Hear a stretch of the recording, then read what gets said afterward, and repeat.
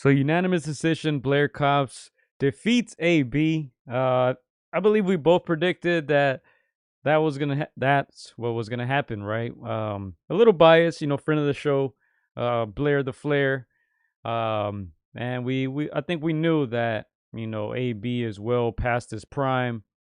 I'm a bit surprised that Cobbs was able to get to him that early in the fight. Second round, he knocks him down, knocks his teeth out, and wins a unanimous. Even though AB disagrees, but AB disagrees with every decision.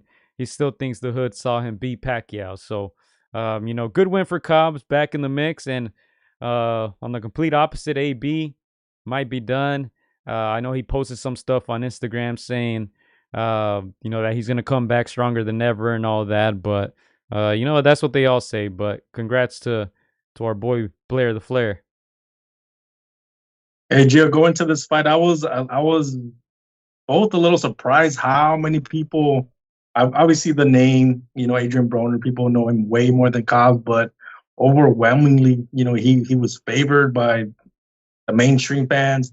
All the polls that I saw out, there were like 85%, 90% for the problem, Adrien Broner. And like you said, Joe, some of us that know boxing know who the fresher fighter is, even though he's not as known as AB. We felt that he was gonna cruise to a decision. Having that said, do you feel like Adrien Broner overachieved, underachieved, or was it exactly what you expected? In his career, well, I've said it many times on this podcast. I think he's overachieved in his career. He knew the right people. Chris Algieri said something interesting. I didn't watch the clip, but I did see. They posted something on Instagram that said where Chris Algieri stated that Adrien Broner was the worst four division champion we've seen. I strongly agree with that. Give me your take on that, because if you ask boxing people, they're gonna say, "Oh man, this guy didn't reach his potential. He had so much to give." I completely disagree with that statement. But let me get your take on that. Is AB the worst four division champion we've ever seen? It has to be.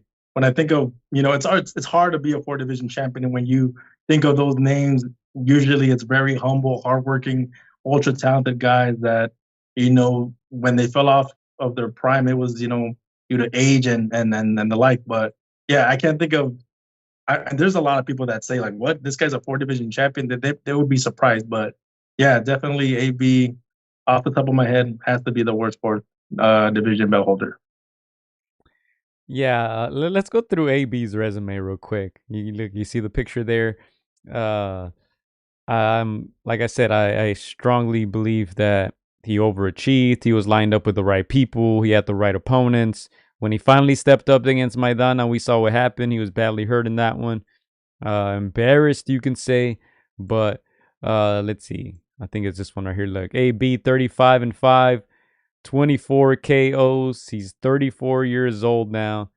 AB, you see it there. Lost UD to Blair Cobbs. We talked about this couple fights where he fought in 2023, didn't fight in 2022. Had one fight in 2021, didn't fight in 2020, the COVID year. And then before that, you see all those losses right there.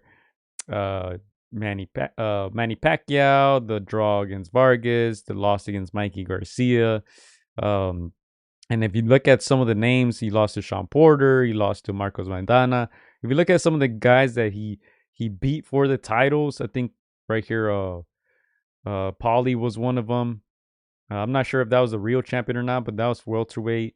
Uh, not the toughest of opponents. I think he beat DeMarco here for the title at 135. And then he won some vacant belts. Most of these names you won't recognize, but yeah, I mean, four division champion is crazy to say because really who can you say was his notable win? I mean, he doesn't have much there on his resume. Yeah, when you see his resume, he we can say he came up short against some named fighters. Um, never really ducked or dodged a lot of opponents. He didn't take, even though he was aligned with Mayweather, he never really took that Mayweather blueprint, in my opinion. Of course, the one fight that comes to mind is that fight with Maidana, and it seems like that's the thing that just derailed his ascension. But yeah, you're right, Gio. All those names, I almost feel like you do the bare minimum, get a like you said a vacant title, or you get a weak opponent, a weak champion, just to claim a division. But yeah, that's again, there's 4 belts in each division. You just get one, move on to the next division, claim the weakest one, the weakest opponent. He did in my opinion, the bare minimum to be called a 4 division champion. But yeah, again, that definitely has to go down in history, Gio, as the worst 4 division champion, not just because of the minimum, doing the minimum to get those titles, but just derailing that entertainment value that he had, and just spoiling his everything that some guys wish they had. Yeah, and let's go to some comments real quickly here, as I had pulled up that Blair resume, but we'll get into that. Let's go to some comments here real quick. Adi says, shout out to y'all. Was sleeping on Blair beating AB. Y'all proved me wrong. Props for that.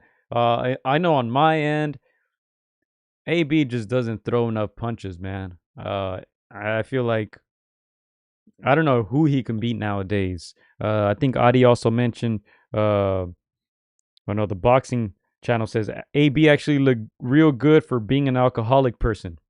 You know, he's just been inactive for so long. I didn't think he was going to come in good enough shape. We already know his volume punching isn't there. Add the inactivity to that. I just couldn't see him really winning this fight or hurting Cobbs, but I was surprised. Like Adi says, Maidana was ringside collecting teeth. I was surprised Blair, like I said, got to him that quick. Kind of an odd sequence there. Lands that clean left counter, actually. It was a clean counter. AB tried to counter with his left hook, check left hook. Instead, he ate that hook by Blair. He went down. He kind of spit his mouthpiece out, and he was looking at something, probably his teeth. A little odd there, but he was able to survive the round and survive for the rest of the fight and all that. But not looking good for Broner, man. Yeah, for me, just like you, Gio, I was a little surprised that Blair caught him early, um, knocked him down. I was a little bit more shocked though that Broner was able to weather that and survive that. Once I saw his physique, little pudgy in the midsection. Obviously, we almost felt like Blair was going to win this one based on just being active, being younger, his athleticism. Yeah, we know that AB doesn't throw punches the way he used to. He's had that pattern going on for the last 4 or 5 years.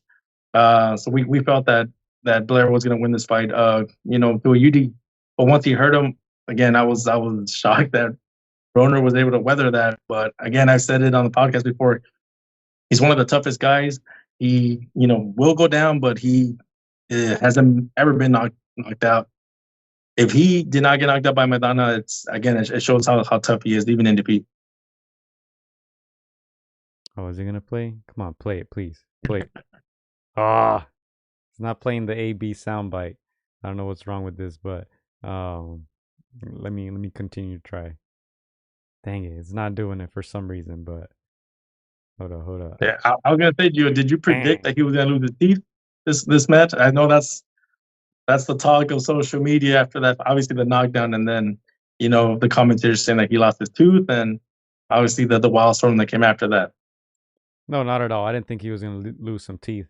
I'm trying to play the AB soundbite, but it's not playing. But whatever. No, definitely not. I didn't think he was gonna lose some teeth. I didn't think he was even gonna go down against Cobbs. Yeah. Let's go to some comments, man, because people are going in on Cobbs in the comment section. He's a friend of the show. We're a little biased. We've had him on the podcast.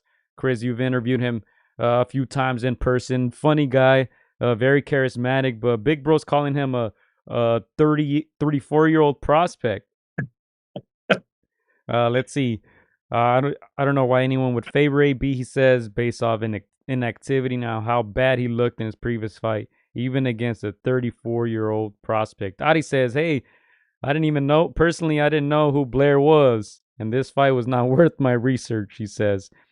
Uh, let's see. Broner is a B fighter who lost all fights against B plus to A fighters.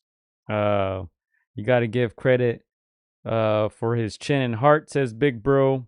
Proved that against Maidana. He was hurt with that shot from Cobbs, but recovered. Well, Mad Dog Ace checking in. Says saludos. Mad Dog also adds AB alcoholic beverages, he says.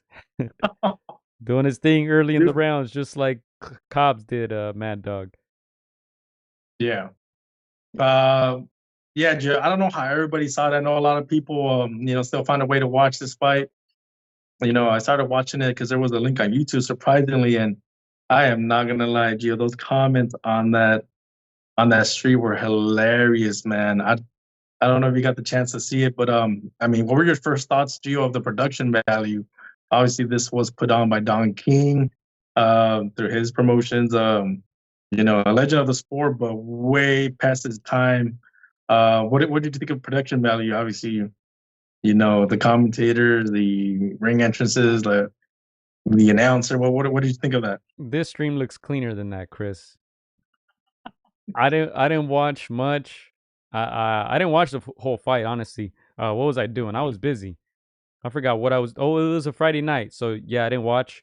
I didn't get a chance to watch. I just watched the highlights and the knockdown. The knockdown went viral right away. I tried to watch it on YouTube, but it was like glitchy. It was like it was like 380p or 360p or what? That's a lot. That's a lot of p's. It was probably like in the hundreds, but it didn't look very clean, so I gave up. I turned it off, and I don't know if the real stream looked like that or not, or it was just like the bootleg stream. But yeah, I didn't bother watching. I don't know. It sounds like you did, so you can probably tell us more about the live stream and all that. Yeah, no. Like I said, I don't.